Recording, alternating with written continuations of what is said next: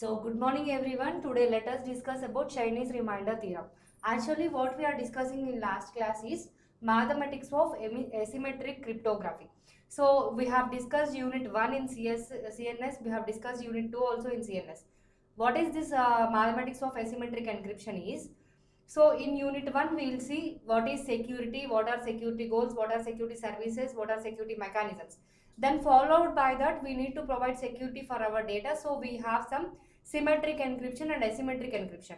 As you also know the difference, symmetric encryption is using only single key, asymmetric encryption means using two different types of keys. So in second unit what we have done, we have discussed about the symmetric encryption and some symmetric algorithms like AES and DES.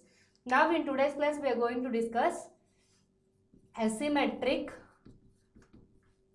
encryption. So what actually asymmetric encryption is? Using of two different keys. Then what I wanted to tell is mathematics of asymmetric encryption. So mathematics of asymmetric encryption we have to discuss, because we know what is security, we know why we should provide security, we know how we can provide security. Then we also know that we have some security threat, attack, services, mechanisms. Then to give the solution for all these things, we have decided to use some algorithms. Now, what that algorithms actually? So we have AES and AES, DES, triple DES, all these will come under symmetric encryption. Now what is asymmetric encryption? In last class we have also discussed about RSA algorithm. So this RSA algorithm will come under asymmetric encryption. So as the continuation for all these things, I wanted to tell you Chinese remainder theorem. Chinese remainder theorem is the mathematical part. This will come under mathematics of asymmetric key encryption. This is from unit 3. So this topic is from unit 3. So why this Chinese remainder theorem is used? We want to solve or we want to provide a solution for congruent equations. So if you want to provide solution for congruent equation, then we are taking the help of Chinese remainder theorem. So every theorem what it will have? Every theorem will have a statement. Every theorem will have a proof followed by example. So what is the statement of Chinese remainder theorem? If you want to solve set of congruent equations with one variable and different moduli, then we are using Chinese remainder theorem. Simple. You want to solve set of congruent equations. These congruent equations will have only one variable and with different moduli. So if you see here, these are the congruent equations. X congruent to A1 mod M1, X congruent to A2 mod M2, similarly X congruent to AK mod MK. These are the congruent equations. So to solve the set of congruent equations, we are using Chinese remainder theorem. This Chinese remainder theorem is a part of unit 3 and part of mathematics of asymmetric encryption. Why I am telling you asymmetric is, we are using two different keys here. If we are using two different types of keys, which is public key and private key, then obviously it is nothing but asymmetric encryption. As I told you always, in CNS, in every unit you have the mathematics part. So in unit 3 also you have the mathematics part. So what is the mathematics part in unit 3? Which is nothing but some algorithms. About prime numbers we have to discuss. About composite numbers we have to discuss. What is Euler theorem? What is Fermat theorem? And finally what is Chinese remainder theorem? So in unit 3 we have mathematics of asymmetric encryption. In that firstly we discussed about prime numbers, composite numbers, Euler theorem, Fermat theorem, and now last topic is Chinese remainder theorem. So these and all is the related topics, related mathematics of asymmetric encryption. In symmetric encryption what we will do, we'll discuss what is a ring. In symmetric encryption in unit 2, mathematics of symmetric encryption is also to provide security only. Mathematics of asymmetric encryption is also to provide security only. So ultimately providing security for our data is the final thing. To provide security for our data, what the method we are using, that depends upon the user. If I am using single key, I'll go with symmetric encryption. If somebody else is using two different types of keys like public key and private key, they will go with asymmetric. And in future, while we discuss about unit 4 and unit 5, in future we'll get different types of methods also which are not related to symmetric and asymmetric. But ultimately CNS is playing an important role to provide the security for data. So in symmetric encryption what we have discussed, what is a ring, what is a field, what is Galois field, what are the prime numbers, what are the integers, how we can find multiplicative inverse, what are the congruent equations, all these we have done in unit 2. So now Chinese remainder theorem is also called as CRT, Chinese remainder theorem. This theorem is used to solve set of equations that equations are congruent. Half these equations will be with one variable and different moduli. Here the moduli is denoted with m. Variable is nothing but a is the variable. So you can see the variables here. See, x congruent to a1 mod m1. If this is one equation, in this equation a is the variable, m1 is the moduli. So a1 is the variable. Similarly, m1 is the moduli. So we have some congruent equations with one variable and different modulus. So to differentiate that modulus, here I am taking m1, m2 and so on mk. So variables are always common, nothing but a. So this is the statement of the Chinese remainder theorem. What is the statement of Chinese remainder theorem? To solve a set of congruent equations with one variable and different moduli, we are using Chinese remainder theorem. So what is the proof? Proof will always be in the form of steps. So how many steps we have in this algorithm? 4 different steps we have in this algorithm. So what is the first step? You will have different modulus like m1 to mk. By doing multiplication for all of them, you are confining a single moduli m. So first you are calculating the value of single moduli capital M. this single value of capital M can be computed by using m1, m2 and so on mk. So this is the first step. Then what you wanted to do, you want to find what are the different modulus like m1, m2, m3 and so on mk. So what are the different modulus you want to find? For finding the different modulus, what formula you are having? Capital M1 equal to capital M divided by small m1. So this is the formula. So what formula you have to define? M is nothing but modulus always. In first step what you are doing? You are taking all the small moduli. By doing multiplication you are finding the capital M. Now capital M modulus also will be different. So for that case, what you want to calculate? You want to calculate capital M1, capital M2, capital M3 and so on mk. So what is the formula for this? So capital M1 equal to capital M moduli by small m1. Division operation we are doing here. Division rules and division properties you already know in unit 2. So this is second step. What we are doing in third step? We are finding multiplicative inverse. Multiplicative inverses. So simple, all the story is around moduli only. So in the statement of the theorem we have different moduli. To support that I am telling you what are the different moduli here. So by collecting all the different modulus and performing multiplication we got a final modulus value. So taking this final modulus value, this modulus can be also divided into parts. So we are finding the different modulus values by division operation. All these multiplicative inverses, division operations, these and all you know in unit 2. So what is the third step? When you got the different moduli values, you want to find the multiplicative inverse of that. So what is the formula for finding multiplicative inverse? We already discussed in the previous class. So in third step what I got? M1 inverse, M2 inverse and so on mk inverse. So 4 steps we have in Chinese remainder theorem. Chinese remainder theorem is used to solve congruent equations. In these equations, we will have only one variable and different modulus.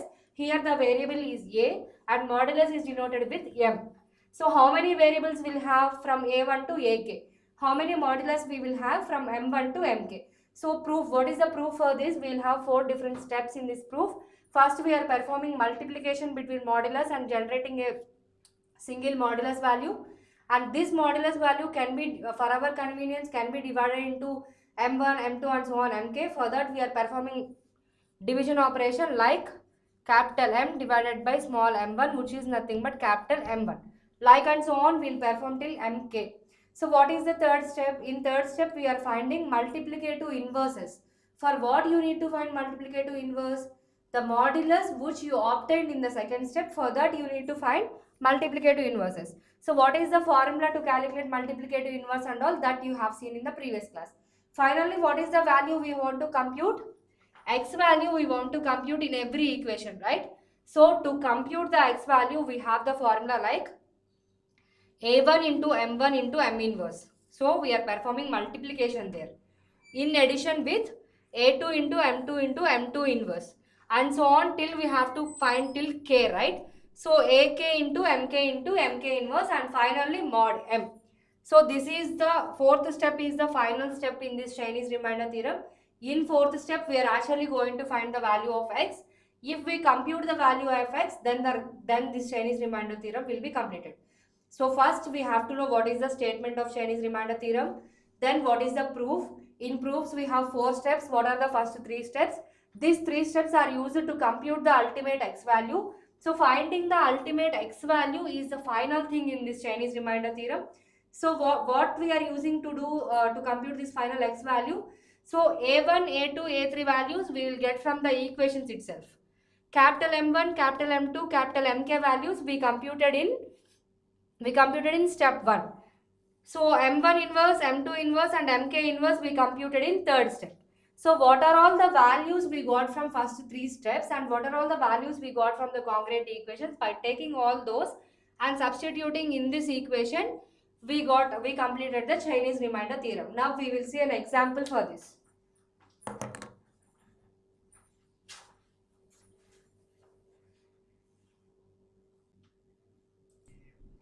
So let us see the example for Chinese remainder theorem. What are the congruent equations we have in Chinese remainder theorem? X congruent to A2 mod M2, X congruent to A3 mod M3. I mean, what are the congruent equations we have from the statement of Chinese remainder theorem is X congruent to A1 mod M1 till X congruent to AK mod MK. So in this example, I have only taken 3 congruent equations. So I am going to match with only 3 congruent equations. So see, X congruent to A1 mod M1, X congruent to A2 mod M2, X congruent to A3 mod M3. So we have taken only 3 equations. So I am comparing with only 3 equations from the statement of Chinese remainder theorem. So actually we are doing example for Chinese remainder theorem now.